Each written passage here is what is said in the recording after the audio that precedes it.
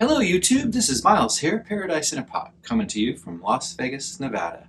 And I'm a houseplant enthusiast who's been doing houseplants since 1985. Not saying I know everything about houseplants, but I think I know a few things. And what I do know I'd like to share with you, what I'm learning I'd like to share with you, and maybe you can learn from some of the mistakes I make, here on the channel even, so that you can have better plants also. So make sure if you like plant kind of content, doing plant chores, talking about different types of plants, going plant shopping, receiving plants in the mail, doing plant swaps with other YouTubers, go ahead and hit the subscribe button because I think you'll have a fun time here. All right, well today we're doing House Plant of the Week, and this is number 9 of my series. We try to do one every Friday, and we've been successful now for over a month, so hang with me guys, and I'm going to keep trying to put these out for you. This is where I go through one of my houseplants here at home that's either done something amazing, inspired me, or just, I don't know, run across my path and made me look twice at it. So this week's houseplant is my Alocasia Polly. And she sits right over here. And you can see that leaf. I'll zoom in on it. And I'll take some better shots of it too so you can really see what's going on with her. This Alocasia was, I think, yeah, it's my only Alocasia I've ever owned. And I love aroids. I am aroids and Hoyas for sure. But the Alocasia I've always been gun shy on because I always hear everybody talk about spider mites, spider mites, spider mites. And here in Las Vegas it's very dry. So we have even like more spider mites from what I understand. And I'm not going to lie, this plant has had its share of spider mites, and it even went through thrips not too long ago, but we've stomped all that out with systemic poison. This plant comes from Southeast Asia and can range all the way from Java down to the northern coast of Australia where the rainforests are. I don't know exactly where this plant came from. I couldn't find like its exact origin, but it does appear to be a natural hybridization of two different alocasias where they don't know what the, I guess you could say the father plant is, whoever delivered to them, because they can tell where the mother is because they get the seeds from those. So it's one of those plants that I guess has a close cousin close enough to reproduce with. And that gives us this lovely Alocasia Polly African mask. Now, mine loves bright light. This sits, and normally it faces into the light. I turn it around for this video so that you guys can see her. Bright light, bright as you can give it, but not direct sunlight. It will take, I would say also, the other key thing, and we're going to talk about this in a video coming up soon, it gets good 16 hours of light. I think light time duration is something that us plant folks sometimes maybe overlook and don't think about, that they need to have that photosynthesis for X amount of hours per day in order for them to produce a lot of leaves and be healthy and create energy for themselves. Because we know that plants, get all their energy from the light and the CO2 in the atmosphere. So if it's not long enough, if it's only an hour or two of light, that may not be enough, and that may be why your Alocasia might not be doing well. Now, this one, I do give systemic poison to.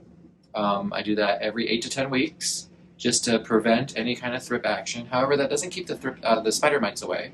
So with this polyalocasia, what I do is I take it to the sink every 2 weeks to totally soak down the soil, make sure I soak in any systemic poison granules that might be on top of the soil, and also I wash down the leaves very thoroughly, and I take a little bit of dish soap and I put it in my hand. Excuse me. So I take a little bit of dish soap and I put it in my hands and I get it going, and I get a good lather and I just wash every leaf, and I rinse every leaf and all down the petioles. And if you get a little dish soap in your soil, it's not going to hurt the plant. If anything, it's going to help the plant retain water. And these guys, you don't want to let them dry out. You want them to stay moist, not soggy, not sitting in water, but moist. Now, when I got mine in 2017, it was at Lowe's. It was on the clearance rack. It was discounted down. I think it was over 50% off. I paid $6 for it, and it had 3 great leaves coming out of it, so it looked like it had potential.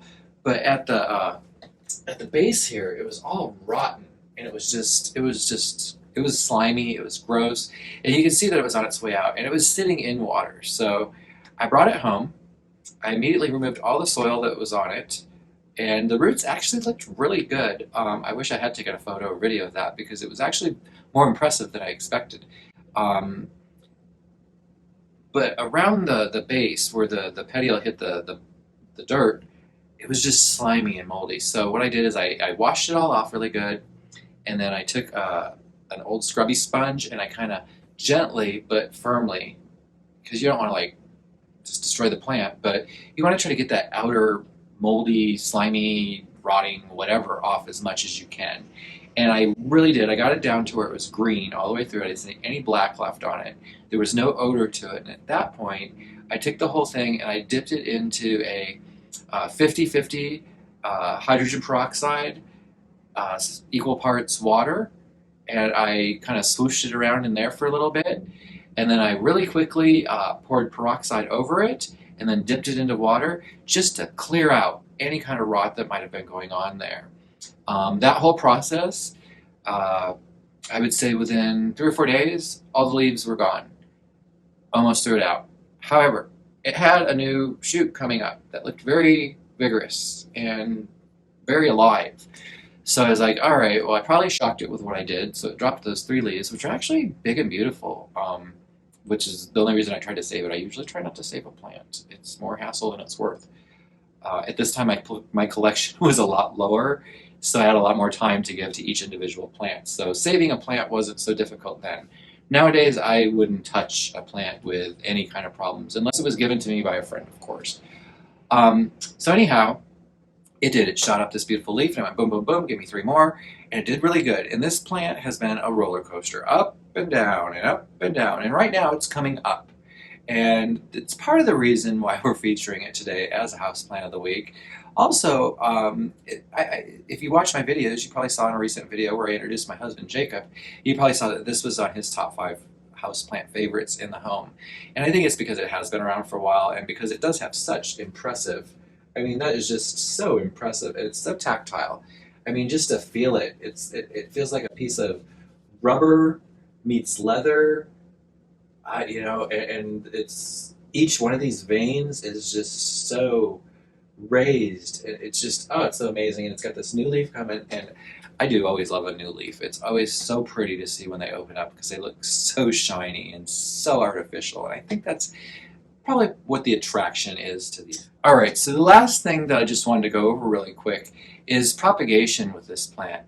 Now, I've seen a lot of folks on YouTube get alocasia. They get the little corms, they get little babies, I guess, that kind of drop off around the base of the plant or sometimes found in the dirt. Maybe they come up from the soil, and these will become new little plants. Now, I've looked and looked and looked, and I've even gently, with a chopstick, dug around in the soil to see if any have formed, and they haven't. However, you can probably see, and I'll show a close-up of the stem here, that it's gotten quite long, and I'm kind of tempted. However, I'm also afraid because I've never done an alocasia propagation. I have seen people chop them and get the top bit to root, put that back in soil, new plant, and the bottom would sprout out new, sometimes multiple growth points. I'm nervous, especially because my husband just said it's one of his favorite plants. I don't want to kill it. So if you guys have done this process, let me know in the comments below. If you have any tips or suggestions, and if you guys convince me, I will go ahead and do it, and I'll make a follow-up video to this, a supplemental number 9, to show you guys the propagation of this plant. I think that's all I have to cover today, and I just want to thank everybody for joining me here with Houseplant of the Week. I want to say a special thank you to Jaclynn's Jungle, who has really inspired me to do a few things lately on my channel to kind of spruce things up, so thank you, Jaclynn. I also want to say thank you to a few new subscribers, new plant friends, if you will, that I've met this week. And I'll go ahead and in the box down below, because I can't remember off the top of my head, there's like 3 different wonderful plant people that I've met who also make YouTube videos. And I want to give them a little mention down below because they've subscribed and really commented and seemed to me that we're going to be plant friends. So I'm excited for that, and that's what this is all about here. So I want to thank you so much, and I want to wish you a good weekend and be safe out there. All right, take care. Bye.